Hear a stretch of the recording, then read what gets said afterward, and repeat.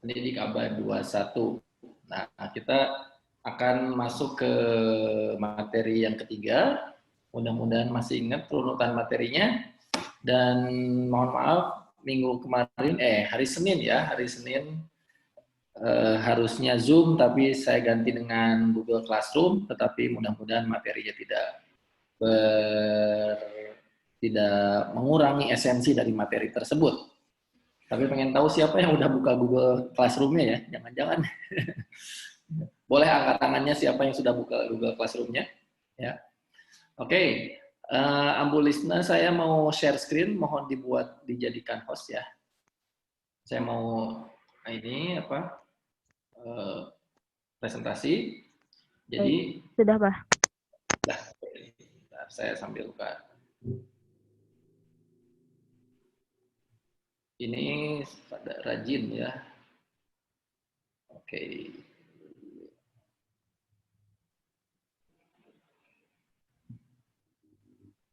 Oke, hari ini kita akan membahas tentang keterampilan abad 21 yaitu problem solving, critical thinking. Saya share dulu screen-nya. Nih dia. Nah, nanti saya juga minta kesediaan di sini ada Ibu Dian ya dari Darulkom, kemudian teman-teman dari Ulasasi juga nanti karena dua sekolah ini yang sudah menerapkan design for change dan kalau ada yang sudah juga boleh nanti sharing ya. Jadi kita akan membahas tentang design for change. Tapi sebelum masuk ke sini, saya mau mereview sedikit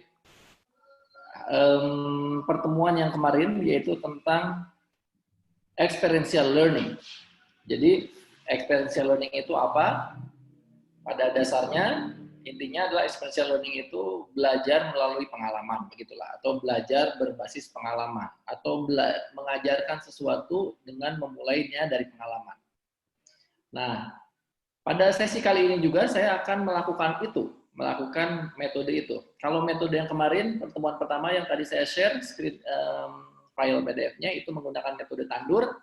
Nah, Tandur juga sebenarnya experiential learning, tetapi dijabarkan dalam 6 step, yaitu tumbuhkan minat, alami, dan selanjutnya. Nah, dari mana Tandur itu? Tandur itu sebetulnya asalnya dari experiential learning. Experiential learning itu tahapannya ada 3. Ya, ada 4, sorry. Tahapannya ada 4. Ya, ini dia. Nah, experiential learning itu adalah kalau ngajar, kita pertama harus aktivitas dulu. Seperti kalau kita ngajar tajwid, jangan dulu ngasih tahu apa itu tomi, tapi jalanin dulu aja. Baru nanti ketika ketemu dengan alif, fathah dengan alif, dipanjangkan gitu. Terus seperti kita naik sepeda, main sepeda dulu aja. Biar nanti ketika jatuh baru direfleksi kenapa tadi jatuh. Nah, jadi kalau kita punya 60 menit, maka itu dibagi 4, 15 menit, 15 menit, 15 menit, 15 menit aktivitas. Dan di sana kalau kita nanya, pertanyaannya adalah what happened? Apa yang terjadi pada aktivitas tersebut? Setelah aktivitas itu selesai, maka lanjutnya adalah refleksi. Apa tadi yang dialami ketika mengalami aktivitas tadi? Apa perasaannya? Feeling. Kalau tadi facts, sekarang feeling. Apa perasaannya tadi? Oh, ternyata dibully itu nggak enak. Gitu. Nah, setelah refleksi, menggali apa yang sudah dialami, sudah dari refleksi, baru kita ngasih teori atau conceptualization. Kalau ngajarin tajwid, nah baru di sini kita ngomongin mad tobi'i itu adalah apa. Kemudian idgham itu adalah apa gitu. Jadi ngasih tahu apa itu findings-nya adalah nanti di langkah ketiga. Dan di sini kita ngejelasin why, kenapa. Kalau kita ngajarin sholat aja dulu aktivitasnya, reflection itu baru dicek. Tadi sholatnya gimana, apa yang dialaminya, sholatnya khusyuk atau enggak gitu. Kemudian kalau why, kenapa harus khusyuk, kenapa bacaannya harus begitu, kenapa ini. Nah, di sini kenapanya, why-nya. Setelah itu langkah keempat baru udah tahu tuh udah ngalamin, udah merefleksikan, udah tahu konsepnya, baru sekarang apa yang saya bisa lakukan dalam kehidupan sehari-hari gitu. Jadi rumusnya adalah arca. Kalau kemarin tandur, nah tandur itu sebetulnya turunan dari sini. tumbuhkan dan alami itu dari activity. Kemudian namai itu di pelajaran ada di conceptualization. Kemudian demonstrasikan itu ada di application. Cuma ditandurkan karena ada variasi-variasi saja. Tapi basisnya tandur kemarin itu adalah dari sini, dari rumus ARCA. Jadi dari tandur itu berasal dari ARCA. Activity, reflection, conceptualization, dan application. Nah, sekarang saya akan membahas, kita sekarang bersama akan membahas tentang problem based learning, yaitu tentang pembelajaran berbasis masalah, yaitu salah satu keterampilan abad 21. Kalau mengajarkan satu pelajaran atau mungkin kurikulum secara keseluruhan menggunakan pendekatan ini bagaimana? Nah, ini makanya ini namanya design for change. Design for change ini adalah salah satu gerakan di dunia yang mengubah sekolah menjadi sumber pemecah masalah, bukan sumber masalah. Ya. Oke, kita mulai. Saya minta untuk teman-teman yang pernah ikut slide ini tidak usah menjawab, jadi saya minta yang belum. Ya. Pertama, A-nya dulu, kita mengalami, langsung alamin aja. Kita ngalamin sekarang ada masalah. Saya minta siapa yang bisa bantu saya, untuk menjawab ini. Saya punya bayi, masih merangkak, tidak punya pembantu, dan bantu bersih-bersih rumah. Boleh? Siapa yang akan bantu saya untuk ngasih solusi? Boleh tulis di chatting. Apa yang bisa saya lakukan?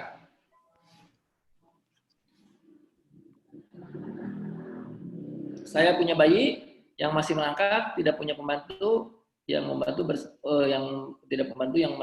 bersih-bersih rumah. Boleh? Silakan siapa yang akan ngasih solusi buat saya? Siapa? Adakah? Dikasih pagar. Oke, kasih pagar di kamarnya. Tapi ini lihat masalahnya, tidak punya pembantu untuk bersih-bersih rumah. Tidurkan dulu bayinya. Oke. Terus baru bersih-bersih begitu ya. Oke, terus apalagi? Bersih-bersih rumah saat bayinya tidur. Terus tidurkan dulu bayinya. Oke. Ustazah Namira. Terus dikasih pagar, bersih-bersih sambil gendong bayi. Oke, bisa. Terus boleh ide-ide yang lain? Terus ide yang lain? Bersih rumah sambil gendong. Oke. Oke. Ya. Karena masih ada pertanyaan yang lain, jadi saya langsung saja. Yaitu jawabannya ini. Ini solusinya. Ya. Jadi bayinya jadi pel gitu. Nah, tadi jawaban-jawaban yang tadi, nah kan tadi clue-nya apa? Lihat di pertanyaannya, lihat di problem statement-nya. Punya bayi, kemudian masih merangkak, kemudian bersih-bersih. Nah, itu keyword-nya. Lihat keyword-nya. Ya. Oke. Berikutnya, pulang kerja, badan capek, anak ajak main. Boleh? Silakan, apa jawabannya?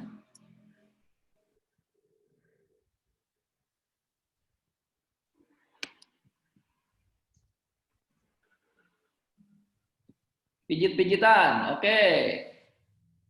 Terus ambu dia ya. Terus mainnya sambil mijit-mijitan ortunya, main sambil tiduran. Tapi bagaimana? Solusinya biar kebayang nih. Kalau saya sebagai perusahaan yang akan bikin produknya nih kayak gimana nih? Pak Saiful main sambil tiduran, bagaimana tuh? Mainnya sambil mijit-mijit ortunya, ya gimana mainnya? Bila ada suruh anak naik di atas badan, injak-injak, ya. Nah. Terus apa lagi? Rebahan kemudian diinjak-injak di atas punggungnya. Oke. Coba sekarang kita lihat jawabannya. Nah, gini. Anaknya tetap harus asik dong. Nah, jadilah produk ini. Jadi problemnya tadi, ini solusinya. Solusinya bukan sekedar solusi, tapi solusinya jadi produk. Oke. Rebahan kemudian diinjak-injak punggungnya. Oke. Sekarang berikutnya. Ini agak lebih susah. Jadi bagaimana membantu ibu-ibu di Afrika dan di India, di Gurun Sahara, dan di beberapa tempat lainnya, Bangladesh mungkin, yang mereka harus berjalan puluhan kilometer untuk mendapatkan air.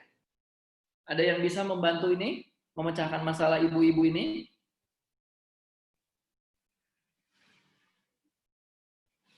Ada yang bisa bantu? Boleh? Gimana caranya membantu mereka?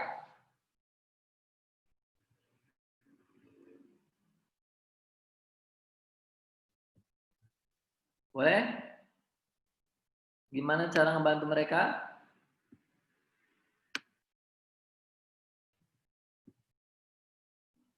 Silakan. Salah tadi ya. Ini, masalahnya yang ini. Bagaimana membantu mereka?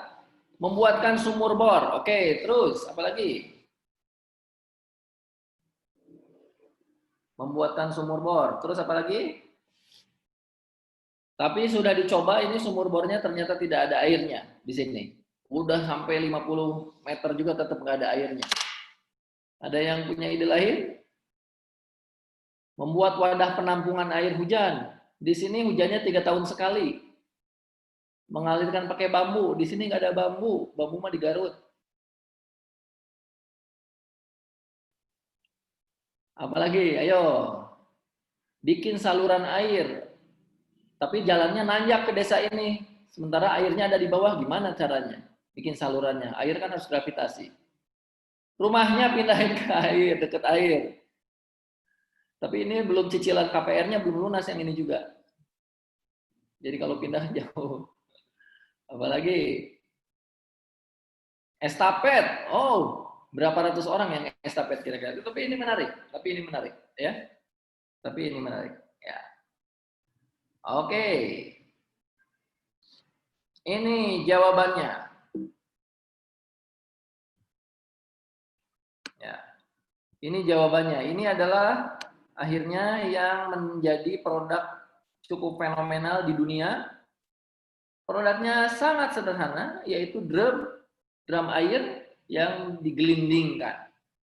Apa yang tidak tepat dengan jawaban-jawaban yang tadi? Misalnya, hampir semua orang berpikir yang pertama itu adalah gali sumur bor aja. Ternyata tidak ada air. Kemudian udah aja pakai pipa, ternyata pipanya dirusak. Gitu. Kemudian hujannya jarang. Nah, ketika pipa, kenapa dirusak? Karena ternyata si ibu-ibu orang itu tadi ke tempat sumber air itu, salah satunya ternyata ada unsur rekreasi. Bagi mereka, ngambil air itu adalah salah satu kegiatan yang menyenangkan. Bisa kumpul-kumpul, ngerumpi, ngegosip sama ibu-ibu lain dari desa lain. Jadi, ketika airnya sampai ke rumah, lewat pipa-pipa, ibu-ibu itu malah nggak seneng. Makanya pipanya dihancur-hancurin. Saya mah tetap pengen ke sana. Gitu. Ternyata yang menurut kita solusi, bagi ibu-ibu itu ternyata bukan solusi. Karena mereka ternyata punya hal lain yang mungkin kita tidak sempat tanya dan tidak sempat dengar. Begitu.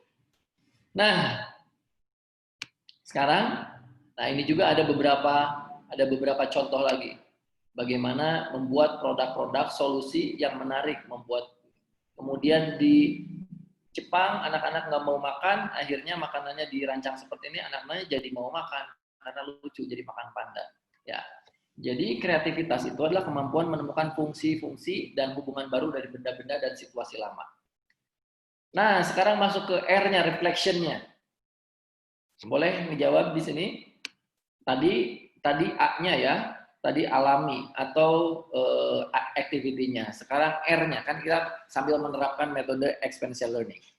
Tadi kita langsung ngalamin memecahkan masalah, ternyata nggak gampang ya mecahin masalah itu.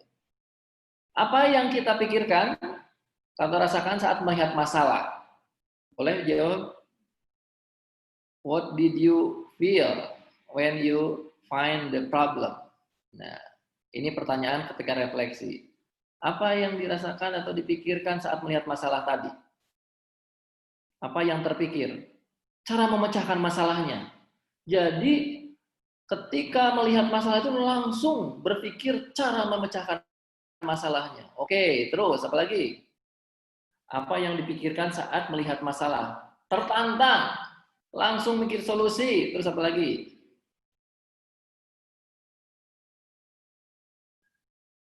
Oke, kemudian saat mencari ide atau solusi, berdayakan masalahnya. Manajemen masalah. Oke, manajemen masalah. Oke. Kemudian saat mencari ide dan solusi, apakah menggunakan cara khusus atau berpikir acak aja? Tadi ketika nyari solusi itu ada pakai satu metode tertentu atau acak aja deh? Acak aja ya. Oke. Begitu jawabnya. Pakai SWOT. Waduh, pakai SWOT ya. Oke. Kemudian tadi kira-kira idenya akhirnya ditemukannya dari mana? Apakah dari pengalaman, dari pengetahuan, dari Google, dari mana kira-kira? Kalau kita mencari ke kepala kita, sebetulnya ide itu datang dari mana? Dari mana kira-kira? Mencari solusi terefektif. Oke. Pengalaman dan pengetahuan. Tidak ada sesuatu yang di luar itu ya. Tadi ada nggak yang tiba-tiba dapat jawabannya tuh karena langsung dapat wahyu atau dapat ilham mungkin? Ada nggak? Biasanya kita mencari sesuatu yang sudah tersimpan di memori kita. Jika memori kita itu banyak dan kaya, maka jawabannya akan kaya dan banyak. Tetapi kalau pengalaman dan pengetahuannya terbatas, ya segitu-gitu juga. Ya. Jadi sebetulnya, nah makanya kalau kita lihat jawaban-jawaban pertama, dan saya sudah menanyakan ini pada banyak orang, kebanyakan jawaban-jawaban pertama itu untuk yang tadi ngambil air, semuanya itu jawabannya udah aja pakai pipa katanya. Udah aja ngebor sumur. Karena itu jawaban-jawaban yang dipikirkan oleh banyak orang atau yang disebut dengan common sense. Cara berpikir kebanyakan orang. Nah, untuk keterampilan abad 21 yaitu creativity. Creativity itu adalah cara berpikir yang berbeda dengan orang lain. Cara berpikir yang bukan linear tapi lateral. Jadi acak. Ya, berpikir realistis katanya ya. Oke. Nah barusan ini reflectionnya. Ternyata nggak gampang ya nyari solusi ini. Nah, jangan salahkan kalau orang-orang Indonesia dalam hal mencipta itu sangat rendah.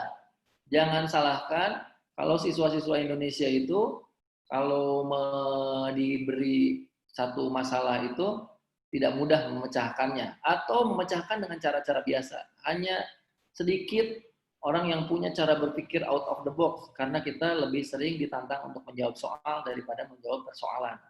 Ya, nah di ini dalam metode design for change ini anak-anak itu setiap hari diajarkan untuk jadi belajar itu bukan untuk menjawab soal, tetapi untuk memecahkan persoalan. Ya, berpikir kritis betul, Sartika betul. Ya, nah jadi apa sih design thinking ini? Nah ini C-nya, conceptualization-nya, C-nya. Nah, jadi ada satu metode yang namanya itu metode FIDS. Metode FIDS. Ada yang tahu FIDS itu apa? FIDS itu adalah Feel, Imagine, Do, and Share. Ini sebetulnya diadaptasi dari satu metode berpikir pemecahan masalah yang namanya design thinking. Cara berpikir seorang desainer. Seperti tadi, yang bikin ini adalah seorang desainer produk. Bagaimana mereka berpikir sampai menemukan ini? Ketika melihat masalah, mereka tidak langsung mencari solusi, tetapi mereka adalah feel